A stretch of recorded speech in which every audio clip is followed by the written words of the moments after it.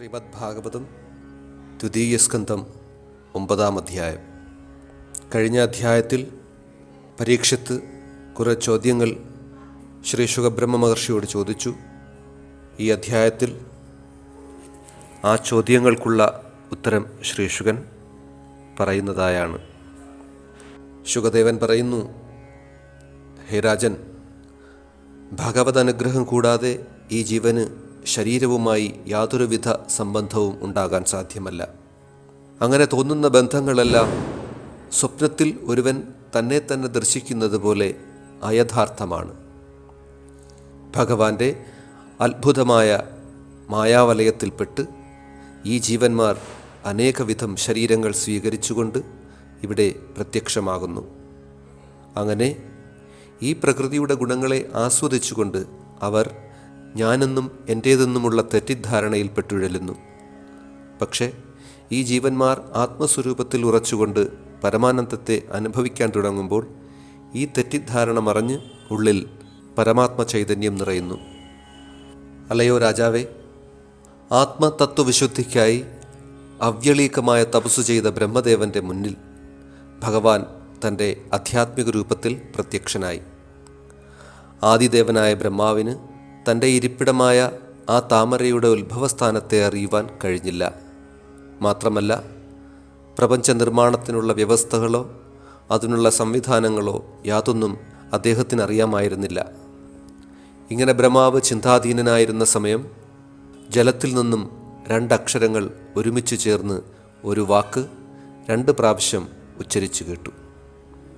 അതിൽ ആദ്യത്തെ അക്ഷരം സ്പർശാക്ഷരങ്ങളിലെ 16-ാമത്തേതും രണ്ടാമത്തെ അക്ഷരം അതിൽ 21-ാമത്തേതുമായിരുന്നു. ഈ വാക്ക് പിന്നീട് നിഷ്കിഞ്ചനന്മാരുടെ സ്വത്തായി അറിയപ്പെട്ടു. തപ തപ എന്നിങ്ങനെ ആ ശബ്ദം കേട്ട നിമിഷം ബ്രഹ്മദേവൻ താമരയിൽ നിന്ന് എഴുന്നേറ്റ് 4 പാടും നോക്കി. ആരെയും കാണാതെ വന്നപ്പോൾ ബ്രഹ്മാവ് തൻ്റെ പങ്കജാസനത്തിലിരുന്നു കൊണ്ട് നിർദ്ദിഷ്ടമെന്നതുപോലെ തപസ്സനുഷ്ഠിക്കുവാൻ തുടങ്ങി. 1000 ദിവ്യവർഷത്തോളം ബ്രഹ്മാവ് തീവ്രമായ തപസ്സനുഷ്ഠിച്ചു. ആ ശബ്ദം വീണ്ടും വീണ്ടും അദ്ദേഹം കേട്ടു. തുടർന്ന് പ്രാണനെയും മനസ്സിനെയും സംയമനം ചെയ്തു. ഇങ്ങനെ സകല ലോകങ്ങളുടെയും ഉദ്ധാരണാർത്ഥം ബ്രഹ്മദേവൻ അതിഘോരമായ തപസ്സിലാണ്ടു. ബ്രഹ്മദേവൻ്റെ തപസ്സിൽ സംതൃപ്തനായ ഭഗവാൻ ഹരി അദ്ദേഹത്തിന് വൈകുണ്ഠ ദർശനം നൽകി അനുഗ്രഹിച്ചു. ഈ വൈകുണ്ഠലോകം സകല ദുഃഖങ്ങളിൽ നിന്നും മായയിൽ നിന്നും മുക്തരായ ജീവന്മാർക്ക് സ്വധാമമാണ്. അവിടെ ഭഗവാന്റെ ഈ സ്വധാമത്തിൽ സത്വമോ രജസോ തമസോ ആയ പ്രകൃതിയുടെ ഗുണങ്ങൾ ഒന്നും തന്നെയില്ല. അവിടെ കാലത്തിനും സ്ഥാനമില്ല. എങ്കിൽ പിന്നെ മായയ്ക്ക് എങ്ങനെ അവിടെ എത്താനാകും? ദേവന്മാരും അസുരന്മാരും ഒന്നുപോലെ വൈകുണ്ഠത്തെ ആരാധിക്കുന്നു. വൈകുണ്ഠവാസികളെല്ലാം ശ്യാമവർണ്ണന്മാരാണ്. അവരുടെ നയനങ്ങൾ താമരപ്പൂക്കൾ പോലെ ശോഭിക്കുന്നു. അവർ മഞ്ഞപ്പട്ടണിഞ്ഞവരാണ്. 4 തൃക്കൈകളോടെ സുന്ദരമായ നാനാഭരണങ്ങൾ അണിഞ്ഞ അവർ സദാ വൈകുണ്ഠത്തിൽ യുവത്വം നിറഞ്ഞവരായി ഉജ്ജ്വലദീപ്തം തിളങ്ങുന്നു.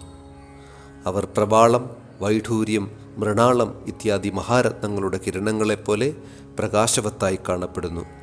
കുണ്ടലങ്ങളും വനമാലയുമൊക്കെ അണിഞ്ഞ് ഈ വൈകുണ്ഠവാസികൾ താമരപ്പൂവുകൾക്ക് സമം പ്രശോഭിക്കുന്നു.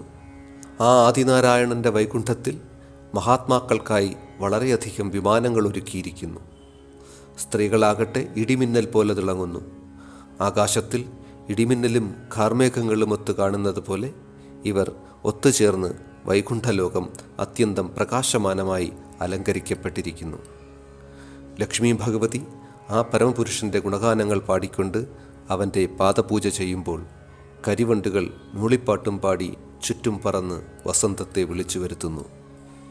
നന്ദൻ, സുനന്ദൻ, പ്രബലൻ, അർഹണൻ തുടങ്ങിയ ഭഗവാന്റെ കിങ്കരന്മാരാൽ പരിസേവിക്കപ്പെട്ട ശ്രീപതിയും സാത്വതാംപതിയും യജ്ഞപതിയും ജഗത്പതിയുമായ വിഭുവിനെ ബ്രഹ്മദേവൻ വൈകുണ്ഠത്തിൽ വച്ചു ദർശിച്ചു. ഭഗവാൻ തൻ്റെ പരിചാരകർക്ക് അഭിമുഖനായിരിക്കുന്നു. ആ ദൃശ്യം വളരെയധികം വശ്യവും മനോഹരവുമാണ്. നേത്രങ്ങൾ അരുണനെപ്പോലെ ശോഭിക്കുന്നു. ആ അധരത്തിലൂടെ മാധുര്യമേറുന്ന പുഞ്ചിരി ഒഴുകിക്കൊണ്ടേയിരിക്കുന്നു. പീതവസനവും കിരീടവും കുണ്ഡലങ്ങളും ധരിച്ച് 4 തൃക്കൈകളുള്ള അവൻ്റെ വക്ഷസിൽ കൗസ്തുഭശ്രിയം തെളിഞ്ഞു പ്രകാശിക്കുന്നു.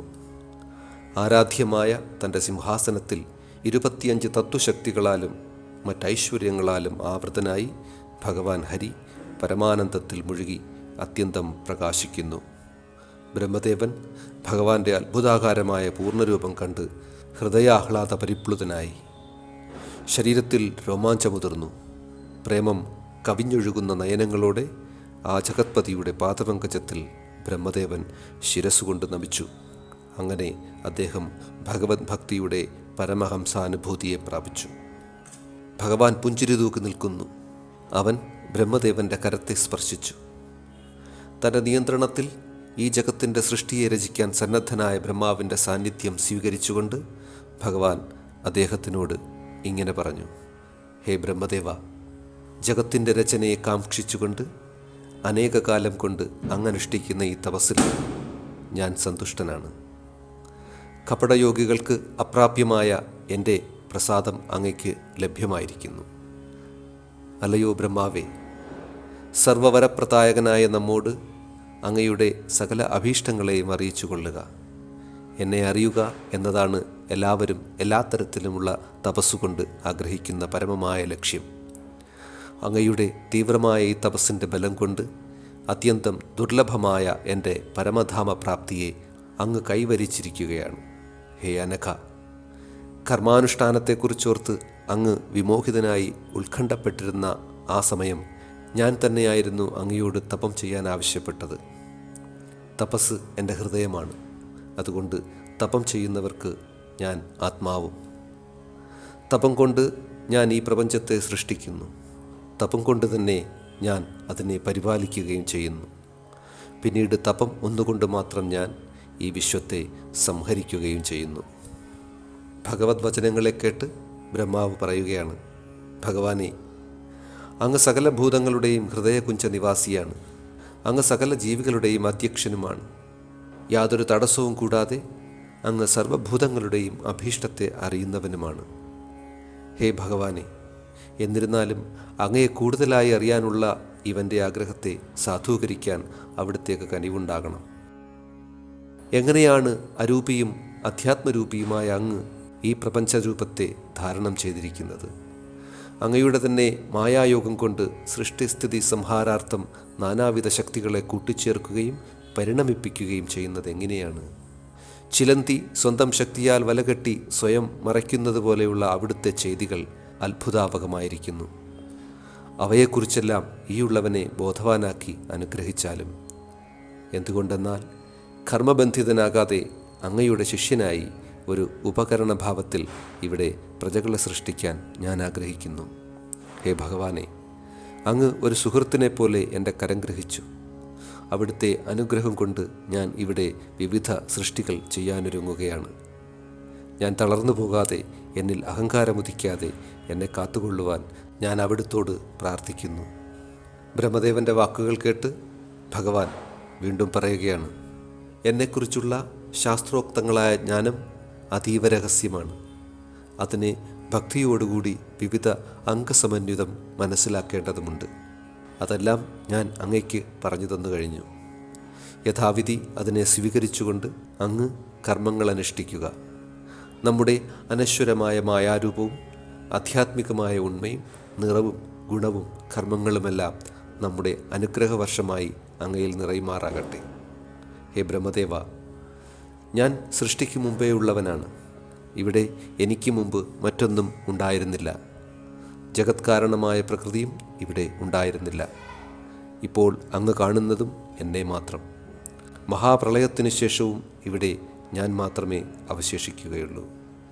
എന്നിൽ അധിഷ്ഠിതമല്ലാത്ത യാതൊന്നും ഇവിടെ യാഥാർത്ഥ്യമല്ല. അവയെല്ലാം ഇരുട്ടിൽ കാണുന്ന പ്രതിച്ഛായ പോലെ നമ്മുടെ മായ മാത്രമാണെന്നറിഞ്ഞുകൊള്ളുക. സൃഷ്ടമായ സകലത്തിലും പഞ്ചഭൂതങ്ങൾ അടങ്ങിയിരിക്കുന്നു. അതേസമയം ഈ ഭൂതങ്ങൾ സർവസ്വതന്ത്രമായും നിലകൊള്ളുന്നു. അതുപോലെ സൂക്ഷ്മവും സ്ഥൂലവുമായ സകല ഭൂതങ്ങളിലും നാം നിലകൊള്ളുകയും ചെയ്യുന്നു.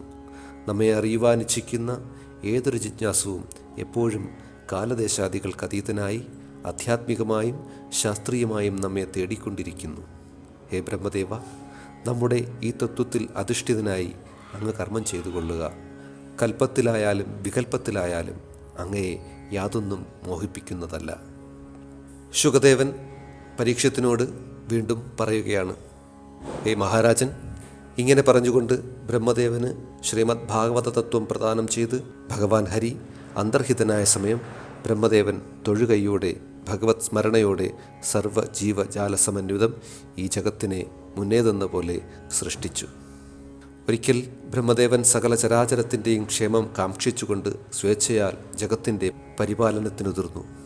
വിധാതാവിന് വളരെ പ്രിയമുള്ളവനും സേവാതൽപരനും അനുകാരിയും സദ്ഗുണസമ്പന്നനും ശാന്തനും ആത്മനിയന്താവുമായിരുന്ന സൽപുത്രനായിരുന്നു ദേവർഷി നാരദൻ. ഹേ രാജൻ, മായേശ്വരനായ ഭഗവാന്റെ ഭക്തോത്തമനായ ശ്രീനാരദൻ ആ പരമപുരുഷനെക്കുറിച്ച് കൂടുതൽ അറിയാനുള്ള ഇച്ഛയോടെ തൻ്റെ പിതാവിനെ അത്യന്തം പ്രീതിപ്പെടുത്തി. തന്നിൽ അതീവ സംപ്രീതനായ പിതാവിനോട് നാരദൻ ഭഗവാൻ ഹരിയെക്കുറിച്ച് കൂടുതൽ ചോദിച്ചു. അങ്ങനെ മകനിൽ സന്തുഷ്ടനായ പിതാവ് ദശലക്ഷണമടങ്ങുന്ന ശ്രീമദ് ഭാഗവത പുരാണം തൻ്റെ പുത്രന് പറഞ്ഞുകൊടുത്തു. തുടർന്ന് നാരദമുനി ഈ മഹാപുരാണത്തെ സരസ്വതി നദിയുടെ തീരത്ത് ബ്രഹ്മധ്യാനം ചെയ്തിരുന്ന മഹാനായ ശ്രീ വേദവ്യാസ ഭഗവാന് ഉപദേശിച്ചു കൊടുത്തു. അല്ലയോ മഹാരാജൻ, അതിബൃഹത്തായ ഭഗവതംഗത്തിൽ നിന്നും ഈ പ്രപഞ്ചം ഏതുവിധമുണ്ടായെന്ന അങ്ങയുടെ സംശയത്തിനും അങ്ങ് ചോദിച്ച അന്യചോദ്യങ്ങൾക്കുമുള്ള ഉത്തരം ഞാൻ വിശദമായി അങ്ങയ്ക്ക് പറഞ്ഞു തരുന്നുണ്ട്. ഇങ്ങനെ ശ്രീമദ് ഭാഗവതം ദ്വിതീയ സ്കന്ധം 9-ാം അധ്യായം സമാപിക്കുന്നു. ഹരിഹി ഓം.